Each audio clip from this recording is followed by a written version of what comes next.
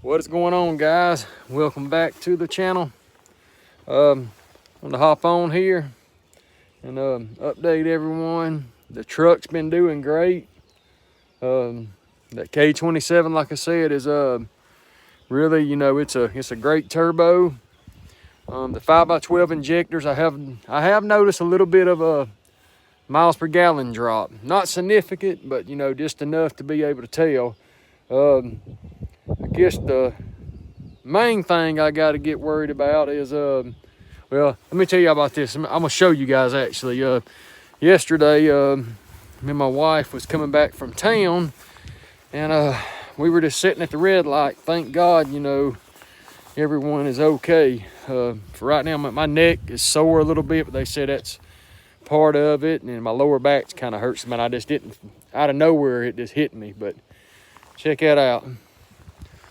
I got rear-ended. That's from a new F-250. The tow hooks hit me right there, and right in there where the hitch lines up, I hope there's no frame damage, but where he hit is where my hitch bolts up to the frame. So I don't know. We'll find out. But anyway, I just thank God, that my wife and daughter was okay, because they were in the truck also. And he hit me at about 15, 20 miles an hour, which don't sound like a lot, but when you're sitting there not knowing it's coming and get smacked from behind, you feel it hurts. It does hurt. But anyway, guys, I was going to show y'all this. See that green tint? I got to get this thing fixed. I ordered the new heater core, and I said that I ordered it and I was getting the copper one, which that's not what came. I end up getting this one here. Let me show y'all guys so I can pull it out here. This is the one that came. The copper one was on a waiting list. Has these swivel ends. What do you guys think? Should I just toss this thing or just take it back and wait on the copper? Or would you just install this and here weld it up? Try to seal it shut or just leave it alone? I've seen some guys actually cut these. I'm not going to do that. I'm going to try to put it in right, but I don't know, guys. Let me know what y'all think. Are these okay? I mean, or is this something I need to stay away from? And I mean, do I need to we just wait on the copper? If I do, I will. I mean, it's about a month or so wait, I guess, left, because I've been waiting, I guess, 4 weeks now, and it still ain't came. But anyway, yeah, guys, man, let me pop his hood here.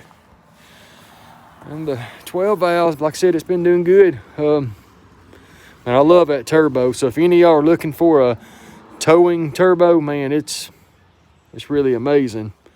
It's doing its job. I mean, I'm happy so far.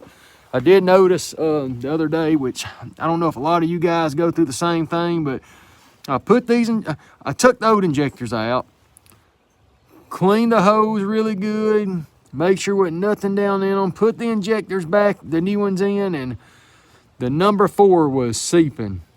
It was running out. I tried tightening, didn't work, so I ended up had to snatch all this back off. And tell y'all what it was, man. I don't know how this even happened, but I sprayed the engine head when I done the head gasket, and where I sprayed it at, I guess every time I screw those threads in, it pulls that paint and it drops down some of the little pieces. So I made sure it was clean this time, but it was getting on those little copper sealing washers for the injector. But yeah, I got it taken care of. There ain't no more leaks on it.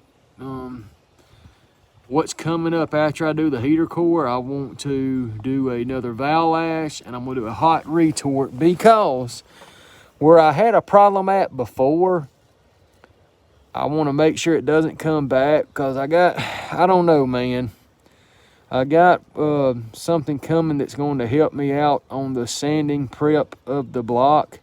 to make sure that's good, because it wasn't in the best shape when I did sand it there. It still had some, you know, little bad little spot there, but I thought it was clean enough. I tried to take a feeler gauge and stick down on my straight edge, and it was fine, but it did want to after.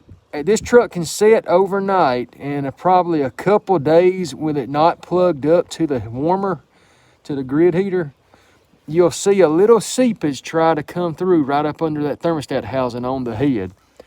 There's nothing getting in the water. It's doing the same thing it did before I done the head gasket, but it was actually dripping out. There's no drips. I'm not losing any antifreeze at all. When you crank it up, it goes away and dries completely up. It's just when it's setting for a couple days, you'll see a little wet spot come up in the head gasket, the little crack where the head gasket and block meets. You'll see it there. But guys, let me know what y'all have, how y'all have done it to fix it. Do I just tighten the crap out of these xotic performance head studs? I mean, I can try that first. That's what I've been told to do, you know, give that a shot. So I was going to do that when I do my next hot retorque and on the valve lash. Anyway, we end up, you know, capping that off air from the AFC housing that went to the HX35W. It didn't have the, can't even think there for a minute.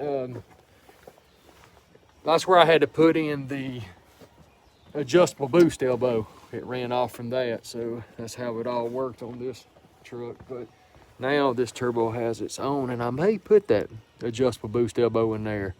Let me know if that's something y'all would do, or y'all just leave it alone right now. But anyway, guys, it's doing good.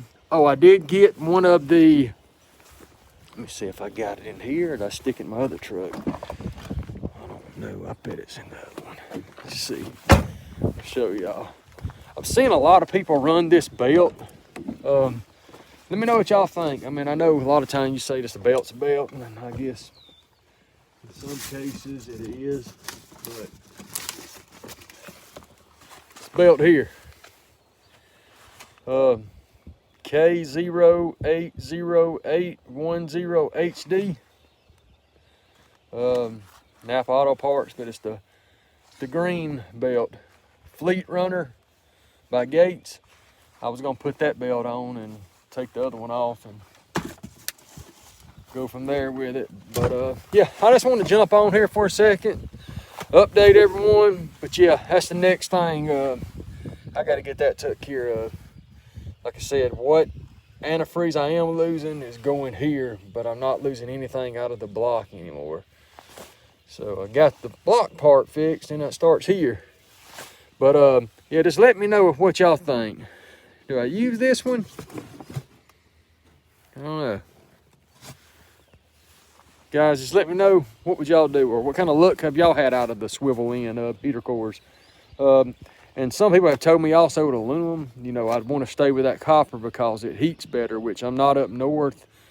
I'm down in Alabama, but and it still gets a little cool here. But just, yeah, let me know what y'all think.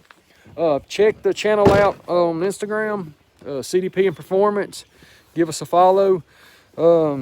Hit the bell, guys. Like, subscribe to the channel. I want to grow this. I think I looked about 80% of them that watches it, you know, are not subscribed, which, you know I want to bring more content and some stuff that we're actually doing to the truck. So that's coming.